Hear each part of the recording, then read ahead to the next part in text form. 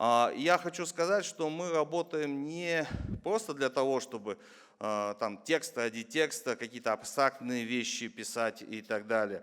Мы работаем для того, чтобы сделать рабочий проект Конституции, чтобы он именно работал на практике, учесть все, что есть сейчас у нас, какие риски и какие проблемы.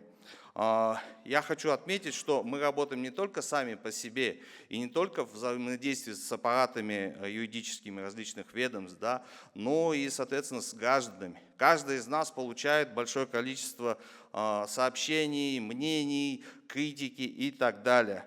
Поэтому выработка новых статей Конституции – это сложный, иногда неудобный, в принципе, но это честный процесс. Понимаете, вот некоторые статьи, вот вроде как 33 по образованию, уже, не знаю, там 10, наверное, или 15 уже версий имеется, еще не согласовываются. Я отмечу, что, правда, в целом граждане уже, в принципе, я считаю, поняли основные новеллы новой Конституции, да, то есть это, потому что мы очень много новостей дали, то есть трансляции и так далее. И как отмечал на прошлом заседании Илан Танымбаевич, количество все-таки предложений уже видно, что снижается.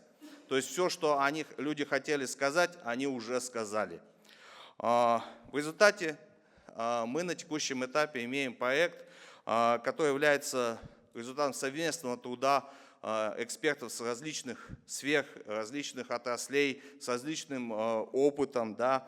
И именно поэтому я считаю, что проект основного закона уже готов к выставлению на всенародное голосование, на референдум. Спасибо большое за внимание.